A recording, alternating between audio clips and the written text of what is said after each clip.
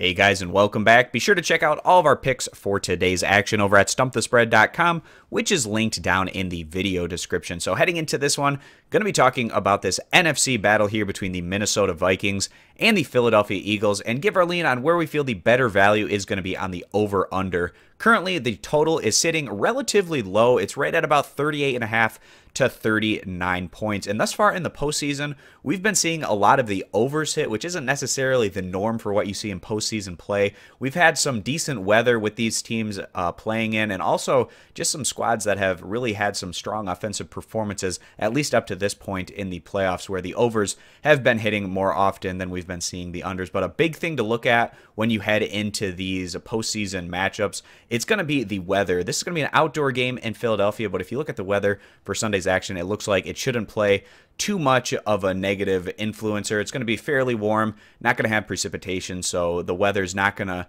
really muddy things up and bring things down to a more defensive-oriented battle that you would typically see in either really cold games or ones that have snow or precipitation or things such as that. So that's one thing to keep in mind for this particular matchup. Another fact is you look at these two teams' offenses. You have Minnesota, who put up some strong numbers this year. They were 11th in the NFL in passing, 7th in rushing, 10th in scoring average, putting up right around 24 points per contest. You compare that over to the Eagles, who were 13th in passing, 3rd in rushing, as well as 3rd in scoring average, and they put up about 28 to 29 points per game. But you also have to consider the fact that the Eagles, they're not with Carson Wentz there under center, so their offense clearly taking a step back with their backup quarterback, Nick Foles, under center. And then also you have to look at these two teams defensively. The Eagles 4th in the NFL in total team defense in comparison to the Vikings, who had the top rated defense in the NFL this year. And that's probably why we see this total number relatively low. It's the fact that both of these defensive units ranked in the top 5 in the NFL